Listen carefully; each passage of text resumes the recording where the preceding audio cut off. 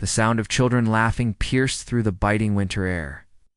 One by one, they ran past the bakery, the barber shop, and the rusted diner, all wearing shoes that shimmered like new, inside a dimly lit garage on the edge of Oakridge.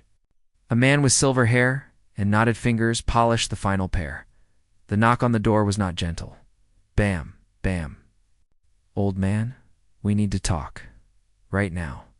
Vinicio Moretti didn't flinch. He dabbed the corner of a shoe with a brush, carefully tracing the leather's curve as if it were a violin. The banging continued.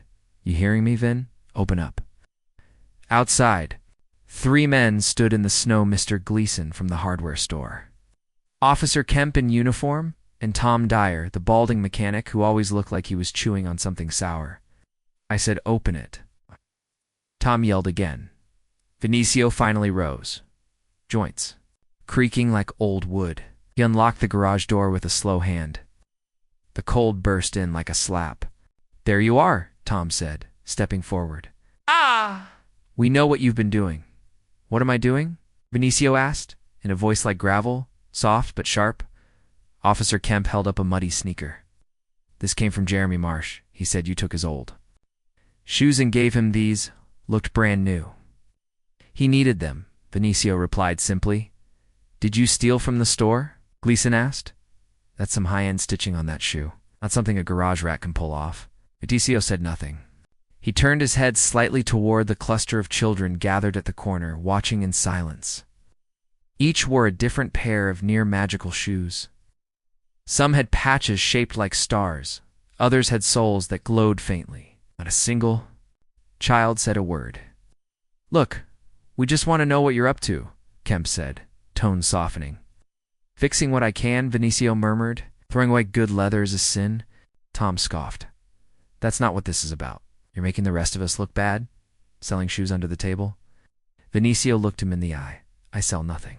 He turned and walked back inside, leaving the door open just long enough for them to see the rows of tiny shoes lined up neatly on a wooden bench. Some were still in progress. Others gleamed like they belonged in a Manhattan window display. The 3 men stared, unsure what to say. "Crazy old bastard," Tom muttered, but even he sounded less certain now. That night, the town buzzed. Rumors circled through Oakridge like wildfire in dry brush. He was a shoemaker in Italy. Some say he trained with Ferragamo himself. Maybe he's just nuts. Lost it after his family died. Mrs. Lang from the library insisted she once saw a newspaper clipping in his garage, a black and white photo of a much younger Vinicio, standing next to a tall man in a suit with a medal around his neck. No one believed her. Until now, in his garage, Vinicio sat alone, sipping lukewarm coffee. The brushstrokes of memory painted his mind Milan. 1982. The thunder of applause. His hands holding a pair of deep brown Oxfords with hand-tooled broguing. A gold plaque. His wife Elena, smiling from the front row. Her son Luca clapping beside her. Then the crash, the call, the silence. He blinked it away, the past dissolving. Like fog, he picked up another worn boot, tracing its broken sole. "You deserve another life," he whispered. The next morning, a girl named Maddie knocked on his garage door. She was small, no more than 10, with tangled curls and shoes held together by tape and prayers. "Mr. Vin, my brother says you fix shoes?" Vinicio looked down at her, then at the shoes. He said nothing but held out his hand. She hesitated, then took them off and gave them to him. 3 days later, she returned to find the same shoes now, a soft red with new laces and soles that looked like rubber clouds. She cried when she saw them. "Thank you." Vinicio only nodded. After that, the children came in quiet waves. Some left old boots, others a pair of sneakers split at the seams. Vinicio never spoke much. He only worked. But the town was watching now. Some mocked. Some gossiped. Yet others began to wonder. One afternoon, while Vinicio was finishing a pair of patched-up winter boots, he heard a voice he hadn't heard in years. "Still making miracles out of scraps, Vin." He turned slowly. They're standing in the doorway was Marcus Rylia, former apprentice from Milan. "Marcus?" The man smiled. Saw your name scratched into a boot. Thought it couldn't be, but it is. What the hell are you doing in Oakridge, maestro? Vinicio didn't smile. He looked tired. Fixing what I can. Marcus stepped forward, eyes scanning the rows of children's shoes. You could be in New York, Paris, Tokyo. They don't need me. Marcus frowned. They do. But these kids... ... They need you more. That evening, someone left a crate of worn shoes at his door, then another, then a note. For the children, do your magic. Stopped. In its place came silence and respect. Snow fell thick over Oakridge that morning, covering the streets in a quiet white. Inside the garage, Vinicio ran his fingers over a battered leather loafer, the edges cracked like old parchment. He wasn't looking at the shoe, he was somewhere else, somewhere warmer. Milan, 1974. The smell of polish and coffee. The ringing of the workshop bell as apprentices rushed to greet a new order. A young Vinicio, barely 30, threading waxed string through a needle with the precision of a surgeon. Tighten the welt, the master had said. Let the leather tell you what it needs. He had listened back in the garage. He opened a small wooden box. Inside were his old tools, worn but still sharp. Edge beveler, all bone folder. Each one carried its own memory. He lifted a photo tucked beneath the box lid, a black and white picture of Elena and Luca, sitting on a bench, both smiling with their legs crossed, showing off shoes he'd made for them. He placed the photo on the workbench. Then he began. Each stitch into the loafer was a whisper from the past. He remembered how Lena laughed when she tried on the first pair he made her, too perfect. She'd said, "They'll ruin me for all other shoes." And Luca, wide-eyed, tracing the patterns of his father's tools, pretending to make shoes for his stuffed bear, until the night. The phone rang until the world shattered. He stitched through the pain. He had fled Milan not just out of grief, but guilt. The crash had happened on their way to surprise him at an award ceremony. He'd missed it. He was too busy finishing a commission for a royal client in London. He hadn't been there to say goodbye. Oakridge was supposed to be exile, but now... He looked around. Each shoe on the shelf was not just leather and glue. There were little fragments of purpose. That afternoon, the door creaked open, and a boy limped in. One of his shoes was missing a sole. The other was tied together with string. "Hey," he said quietly, "are you the guy who makes the magic shoes?" Vinicio chuckled, dry and soft. "They're not magic, just good hands." The boy shrugged and dropped. "The shoes. My mom says we can't afford new ones till spring, but my toes are freezing." Vinicio nodded and motioned him to the chair. He took the shoes gently, examining them like a doctor diagnosing a wound. "Come back in 2 days," he said. "That soon?" the boy asked. "Your toes can't wait till spring." At evening, Marcus returned. He brought coffee and a small paper bag. "Thought you could use these," he said. Inside were 2 old pairs of Italian loafers and a roll of genuine calfskin. "Where did you get this?" Vinicio asked. "From your old supplier in Florence. Still owes you favors." Vinicio sighed. "I left that world." "Maybe," Marcus said, "but that world never left you." They worked in silence for a while, side by side. "Like the old days then," Marcus added. "You know, the town starting to talk. But not in the way you think. There's a buzz. People are moved. Even the mayor asked me about you." Vinicio kept working, not looking for recognition. Maybe not, but the kids are. They recognize something good. That matters. By the next morning, the garage door had a new sign, not put there by Vinicio, painted in careful, childlike letters, Moretti's shoe fix, free for kids. He didn't take it down. Instead, he added a small chair beside the workbench and a second pair of gloves. Just in case. It began with a knock on the garage door this time, but on Vinicio's heart. Her name was Clara, 7 years old, soft-spoken, and walking with a limp from shoes that had clearly served 3 generations. Mother worked 2 jobs at the diner and barely spoke English. Clara offered a shoebox wrapped in a grocery bag. Vinicio took it with a nod. But what caught his attention was the drawing inside. A crayon sketch of a little girl standing tall, smiling in shoes that sparkled like fairy glass. At the top it said, "Thank you, Mr. Shoe Angel." He stared at it long after Clara left. Something shifted inside him that night. He didn't just repair the shoes, he reinvented them. He traced the girl's feet from the cardboard imprint she'd made. He sanded the soles smooth and reshaped the heels. He stitched soft suede into the lining, carved gentle curves into the leather, and added a tiny embroidered butterfly to the tongue. When Clara returned, she gasped. "They're magic." She whispered. Vinicio knelt beside her. "No, Clara, you are. These just help you fly." Word traveled fast. Children talk, even if adults don't listen. Each day brought more visitors. Boys with sneakers split at the sides. Girls with ballet flats worn through to the sock. Vinicio accepted them all, never asking questions, only giving quiet nods and steady hands. One morning, a tall man barged in. "You got a permit to do this?" He was Mr. Harlan, owner of the only shoe store in town. "You're stealing my customers, giving away work for free? You know that's illegal in some places?" Vinicio stood calmly. "Children without shoes are not customers. They're responsibilities," Harlan fumed. "You're hurting my business." Vinicio walked over to a shelf and picked up a worn-out sandal, then handed it to Harlan. "Sell this? See who buys?" Harlan scowled and left. That night, someone threw eggs at the garage. Vinicio didn't react. He just cleaned the door and got back to stitching. Marcus returned the next day with news. "There's a fundraiser next week at the community center. They're trying to collect winter coats for low-income families. I think we should set up a table for the kids' shoes." "I don't do displays," Vinicio said without looking up. Oh!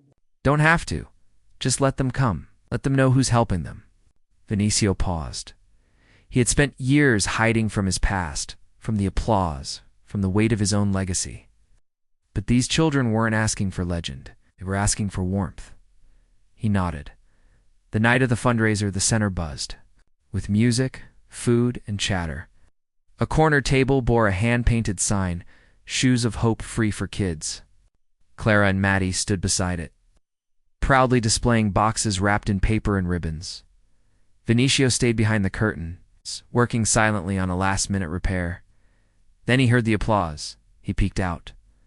A group of children were walking a makeshift runway, showing off their shoes. Some twirled, others stomped proudly.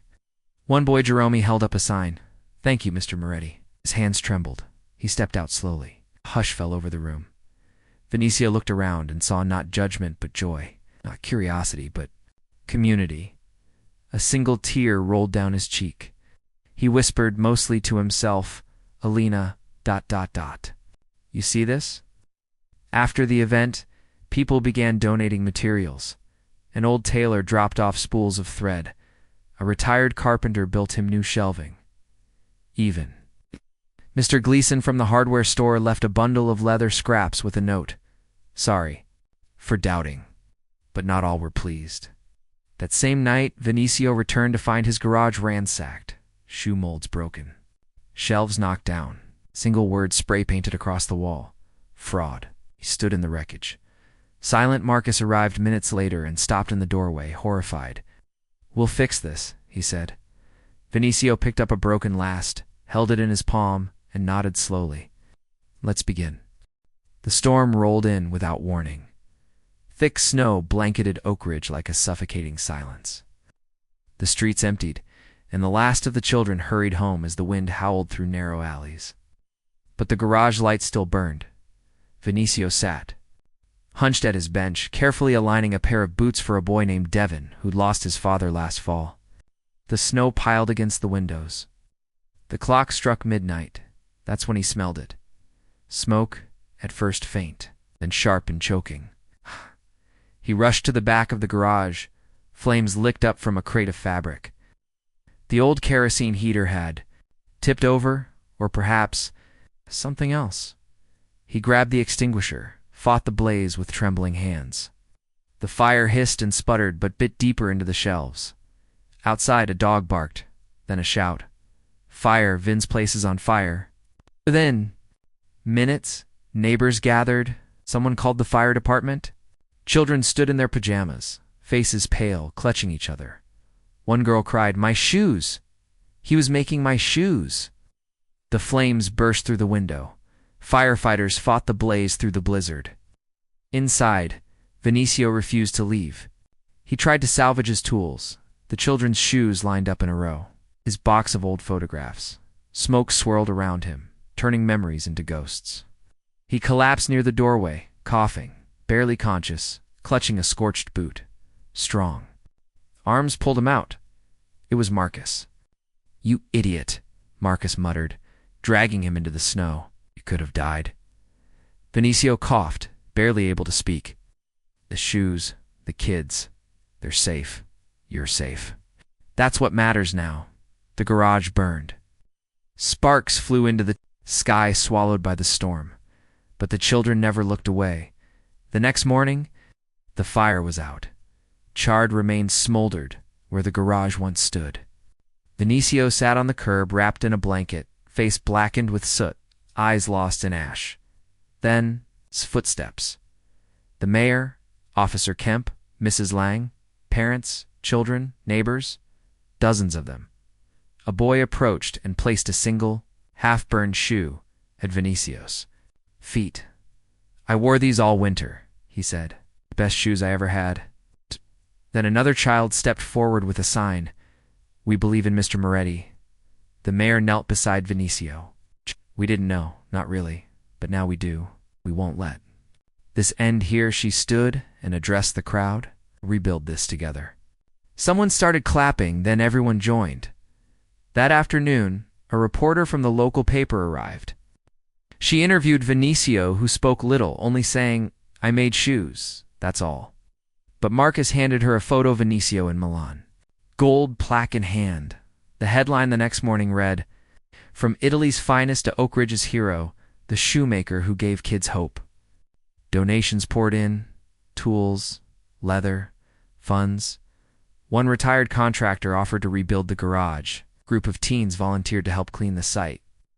Local artists offered to paint a mural, and the children. They came every day, placing notes and drawings in a shoebox beside the ruins. One night, Marcus sat beside Vinicio, watching the snow fall gently on the fresh construction frame. Marcus said, "This fire may have burned the wood, but it lit something else." Vinicio stared at the skeletal beams, then up at the stars. Lena used to say, "Shoes tell a story," he whispered. "Maybe these will tell mine." He looked at his hands, burned, bandaged, but still steady, still ready to begin again. Spring came early to Oakridge that year. The snow melted into green. And the garage rose from the ashes, not grand, but warm, with wooden beams polished by caring hands and windows that let in morning light. Above the door hung a sign carved, "By the town's carpenter, Moretti's Shoes of Hope." Vinicio didn't ask for it. He only nodded when they showed it to him. The day of the reopening, the whole town gathered. Banners flapped in the wind. Tables overflowed with pastries and paper, cups of lemonade. Children tugged at their parents' coats, pulling them toward the shop. Inside, rows of tiny shoes lined the walls, each a masterpiece. Boots with little wings stitched into the sides. Sneakers with glow-in-the-dark laces. Sandals painted with vines and leaves. Each pair had a name tag. Above the display, a photo had been framed and mounted. Vinicio, much younger, standing beside the Prime Minister of Italy, holding a trophy shaped like a boot. Next to it, a picture of the garage fire, and below it, a simple quote, "Fixing what I can." Marcus stepped up to a microphone set on a makeshift stage. Most of you know who Vinicio is now, but many don't know who he was. Let me show you. He tapped his laptop, and a slideshow projected against the wall. Images of Vinicio, in Italy, his workshop, his awards, his wife and son. Then the transition, his move to Oakridge, the first shoes for Maddie, Claire's butterfly boots, the fundraiser. Runway, the night of the fire, gasps, tears, applause. The mayor took the stage. We don't just honor Vinicio today, we honor what he reminds us of: dignity, craft, love, and giving. That's why we've declared this day Vinicio Moretti Day in Oakridge. The children cheered. Clara ran up and handed Vinicio a new drawing. Him with wings, surrounded by flying shoes. "You're still an angel," she whispered. He bent down and hugged her gently. Later that afternoon, Vinicio sat behind the workbench in his new space. The tools were old, but organized. The floor gleamed. Everything smelled of cedar and wax. Marcus joined him, placing 2 cups of espresso on the table. "You've got an apprentice now, by the way." Vinicio raised an eyebrow. A teenage boy stepped forward. Devin, the one whose father had passed, was shy but determined. "I want to learn," he said. "Want to make things that last." Vinicio studied him for a long moment, then pushed over a pair of gloves. "Then start by cleaning the soles. Every story begins at the bottom." Devin smiled and got to work. By evening, the last of the crowd had gone. Vinicio stood in the doorway, watching the town shimmer under lantern light. Children ran past, shoes glowing. Echoing laughter down the street. He reached into his coat and pulled out a small, worn photograph. Ina and Luca. He smiled. "They're flying now," he said softly, "just like you wanted." Behind him, the bell over the door chimed. A new child entered, holding shoes with holes in the toes. Vinicio turned. "Come in," he said. He took the shoes gently. "Let's begin." Summer arrived with sunlight pouring like honey across the streets of Oakridge. Ow! It was the day everyone had been waiting for. The ribbon stretched across the entrance to the new shop, Moretti's Shoes of Hope. The store, larger now, had tall windows and shelves built by neighbors, with shoes displayed like treasures. A mural spanned one wall, children flying above rooftops in magical shoes. With a cobbler's hands cradling a heart-shaped world, a brass band played softly. Children wore their favorite pairs. Parents mingled, laughing. The mayor held a pair of scissors, waiting. But Vinicio hadn't arrived yet. Behind the building, in a quiet alley, he stood alone, buttoning a fresh apron. His hands trembled not from age, but from emotion. Marcus appeared beside him. "You ready, maestro?" Vinicio took a breath. "I'm still just fixing what I can." "Today, you fix hearts." He stepped into the light. Cheers erupted. Children swarmed him, hugging his legs, handing him drawings, wildflowers, even a cookie shaped like a shoe. The mayor gestured to the ribbon. Vinicio raised the scissors. But before he could cut, Devin, his young apprentice, cleared his throat. "I'd like to do it with him." Vinicio handed him one handle. Together, they cut the ribbon. Applause exploded. Inside, the shop was alive. Not just with shoes, but with love. There was a give one, get one wall where families could donate gently used shoes. A small museum corner displayed Vinicio's tools, photos from Milan, and a letter from Ferragamo's granddaughter. A bench with gold lettering read, "For Alina and Luco always flying." Vinicio took his place behind the counter, where a line of children waited. He welcomed each one by name, measuring their feet, sharing a smile, and letting them pick from a special drawer marked dream pairs. Some shoes sparkled. Some bounced. One pair played music, no two were the same. Later, Vinicio sat with Marcus outside the shop, watching the sunset paint the town in amber. "I used to think I had lost everything," he said quietly. "You gave everything," Marcus replied. "And look, what came back." Across the street, a child with leg braces ran, a pair of blue sneakers Vinicio had modified with love and careful craft. He smiled. "I think they'll be okay." That night, he locked up the shop for the first time. He paused at the door, glancing once more at the mural. Then he turned the key and whispered into the quiet street. Let them fly. The town, wrapped in shoes and stories, dreamed deeper than ever before.